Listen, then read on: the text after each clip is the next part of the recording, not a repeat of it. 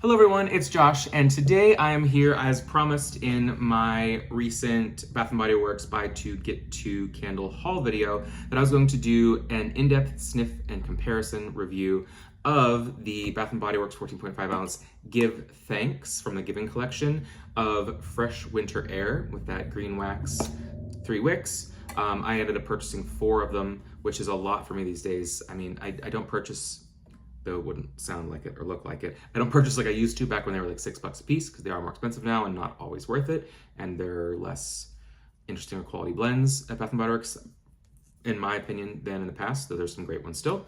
I forget what I was saying. Anyway, I like this one because it reminded me of an oldie, and I bought 4 of them. Oh, that's right. I usually don't buy that many. I buy 1, maybe 2, but this one I was like, you know what? This is a one and done collection. Who knows if it'll come back next year, because they threw scents in there that they probably didn't really think about or care about necessarily, but they just wanted to have an additional cohesive collection for around Black Friday and Candle Day and all that sort of thing. And I really am pretty certain that this is very, very close to a really old one that I am in my top 15 winter scents. So first we'll start with this, and then I'll give you the drum roll for what I think it is. So the notes on this one: fresh winter air, zesty citrus, fresh peppermint, cold evergreen. Now that could mean a lot. First of all, I mean, we have Tree Farm, and we have blue spruce and spice, and we have a lot of the conceptuals, and your fresh balsam. Did I say Tree Farm? Tree Farm, evergreen, fresh balsam, blue spruce and spice. Many tree scents are at Bath & Body Works all throughout the season, which I'm glad, because they are all quite different, in my opinion, in our different moods and different times of day and parts of the season that I think they're even beneficial to use and burn. Evergreen, that's one if I didn't say it, an old classic. So with this one, again, evergreen is in so many of them. Peppermint, it's not uncommon to have a bit of mint thrown in there. It gives you that kind of strong outdoorsy thing. I would love there to be Snow Day. That was, gosh, the Bronze Blogger, I remember that was like one of his like ultimates, I believe. Came out in 2012, one and done, never came back again. There's something close to it, Winter Mint and Spruce in like 2016 or 17, but nothing like the true Snow Day. And that had some mint with some evergreen. So it happens, so it's like, okay, could it have been that? You throw in the zesty citrus. Okay, citrus is in things like winter, which has some sort of spruce or balsam in it. But then it's like, oh, could it be Merry Mistletoe, which is an OG Slatkin & Co. 2011 blend that has come back, 4 or 5 times maybe at like Candle Day releases, pretty infrequently, and not for a couple of years at this point. But it was certainly tweaked from the original, where it shifted a bit. Still good. Smelling it independently of the other one, an old one, it's pretty similar, almost the exact same. Most noses wouldn't detect it, but certainly on a side-by-side, or if you really remember it or have a nose that really connects with all the individual notes, you probably notice a difference. So I was thinking, could it be that? This was before I sniffed it. And then I immediately smelled it thinking, oh, it's probably gonna be one of these conceptuals like the Eucalyptus Snowfall or Falling Flurries that's just heavy on some bergamot with a little bit of lavender and maybe some musk and thyme or something in there, where it's just not great. And I sniffed it, and immediately I said, oh my gosh, I think this is a repackage, maybe with a twist, of Snowed In. I don't know. I mean, I'm showing this like everyone knows what it is. A lot of people probably have never smelled it or burned it. It came out in 2012, I want to say, under Slatkin & Co. And then this one actually came out in 2013, although this is, I'm sure most people know this, but the pour date on the candles to this day for Bath & Body Works, the first number, this first digit, is the 4th digit of the year. So a 3 would be 2013. Of course, come 2023, it could be that, but if this candle's 10 years old or not. So something with a 1 in the very first digit now is either from 2011 or from 2021. The next 3 digits are the day of the year. So 3198 means the 198th day of the year. It's not like, 19.8 is not August 19th. It is 198 out of 365. So do the math, or, ask Siri or something what day that is. It's probably, middle of the year, July, something like that. Anyway, and then the last 4, like K3A1, those are either the batch or the factory or something like that. I'm not sure how that works, but I do know the first 4 numbers are year and then day out of 365 of the year. So the fact that this is 198, it means with a 3, this is probably a test candle might not even gone wide in this packaging for the upcoming 2013 into 2014 season. But I believe it was first out in 2012, if I remember what the packaging looked like. The notes on this one, first of all, I slightly missed the packaging when White Barn had images on it. Some of them were really bad. But this one was exactly what it is. You were snowed in, and it had, the early days of the script font that they now use, all the time in their White Barns. The notes in this one, back when they told their little stories: spend the day indoors preparing for the perfect holiday with the uplifting fragrance of fresh juniper, which is not exactly a pine. I mean, I think it's part like in the pine family, but juniper is usually juniper berries versus like the evergreen part of it. Sugared sap and sage. Now, obviously the notes, literally there's almost no match here. Doesn't really mean anything because, as you know, the notes mean next to nothing on the bottom of the candles. They'll switch the notes. They will put some in, they'll put some out. They'll use buzzwords that they think will market, cold brew. Their cold brew is no different than their coffee. Like they're just putting in what they think is gonna be most popular. So that's whatever, marketing, that's what all these candles do. We're not buying them in an empty jar with no label on them, right? But don't put any stock in those. Now comparing them,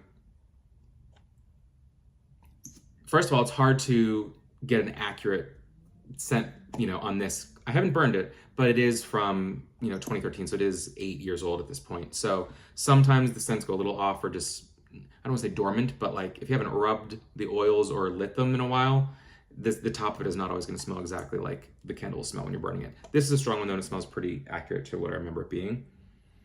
Well, first, what I love about Snowed In, sage, there's an earthiness. It's not sage. No one would particularly call out sage. Earthiness for sure. Herbal maybe, but it's almost like a resinous, like overwhelming kind of earthiness, like your patchoulis and incense and things, but the sage could be that. Like that, the furry herb. The thing that I think is most unique about this one, juniper, I honestly don't really get the way you get juniper very clearly in, let's say, sweater weather, which was actually tested the same year, 2012, as Snowed In launched. There was a lot of stuff going on in 2012 that then it actually failed test. In 2013 is when sweater weather first launched, and now of course it's like their top seller of the fall, probably 10 years later. 2012, people didn't buy it enough for it to even go wide that year when they used to do tests and launches within the same year, versus now it's like a different cycle they seem to be on for their product management. However, and of course that's, your eucalyptus and your juniper and whatever. This says juniper, but maybe it's there, but it's not a top note in there at all. Certainly pine, but the biggest thing that is unique about this fragrance is the sugared sap. So it is really, there's some sweetness, but really it's almost like the natural sugars that are in a sticky resinous sap. Like when if you touch a tree or something like that and you're, oh, my hands are all sticky. It is, again, it's that sap from the tree, similar to like where you're getting maple syrup from, that's could actually lean cloying. And I always use cloying as a negative. In this case, it almost is cloying in the sense that it is overwhelmingly, again, I don't know if sweet is the word even, but intense. It is very like the way that amber is. It is deep, dark, heavy, and it doesn't like hit this part of your nose or that part. It like it's a mask of fragrance. That note in particular, sap. It's like strong, kind of like molasses or something. Like it is a strong, visually like a thick, viscous liquid, and it's just like an overwhelmingly strong, concentrated fragrance note. And this has it, but in a way that, it really is. I love the idea of Snowed In. For now, because I have this one and then just like one that's almost gone from back in the day, I literally will only burn it like if there's a good snowfall. It is so strong because it just is, it's a fresh, strong outdoor scent, but it really it's almost like mashing up the brightness you get of, these are just the concept, not the notes, the brightness and intensity you get of, say, fresh balsam, but then with the depth and warmth that you get of, say, chestnut and clove, aka the original Winter Cabin, not the nasty one that came out this year called Winter Cabin, which is a blasphemous to the name of Winter Cabin. But so it's like a mashup of that, where it's strong outdoors, but there's such a warm depth to it, which I think is from probably, I guess, the sage potentially, and that sugared sap. So this is just so unique. I love it. Again, it's something that I never smelled anything like it from the time they released it till now. And this, I'm really happy to say, is,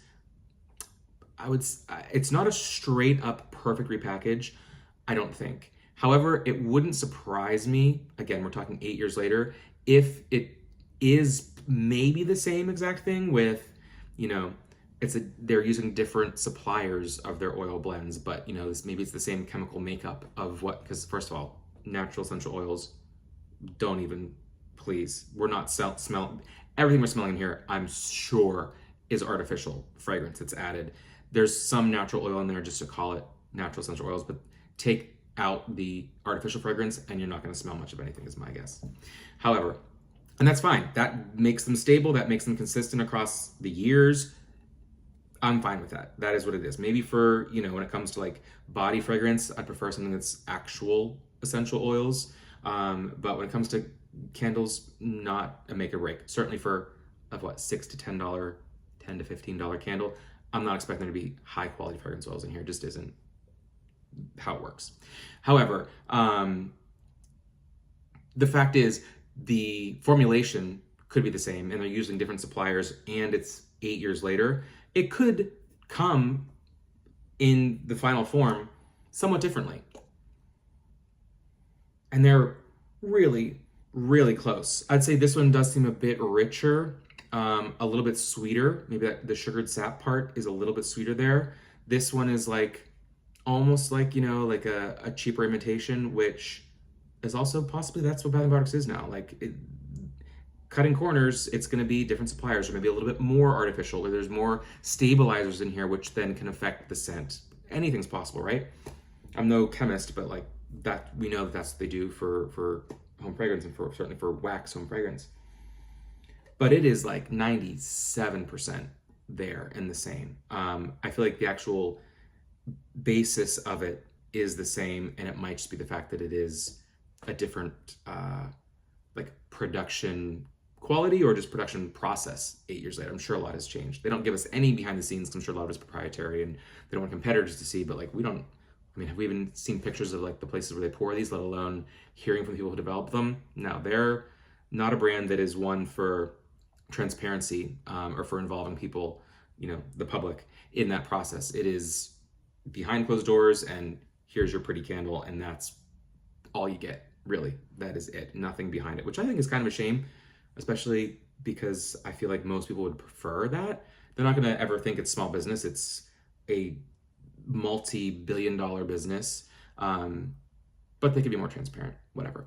All that to say, I mean, they're so similar. This one I have a little bit stronger of a pine almost to it with that evergreen, but it does have that sap note. It does have the depth of the sage or something in there. The citrus, I don't know if I believe it. I don't know if it's not strong. If it's in there, it's not strong enough to be a primary note in my mind. I burned one earlier today. Beautiful throw, strong. And when I walked in the room, it was like, oh, Snowden is burning. When I sniff this, I'm like, it's a little tiny bit different. But again, we're talking 95% the same. So it could be, as Little Baldier used to say back in the day, a repackage with a twist. I think she coined that. I could be wrong. If someone else did, I'm not about, who cares who created what. But back in the day, it was always repackage or repackage with a twist. And I think that it could have been with a twist.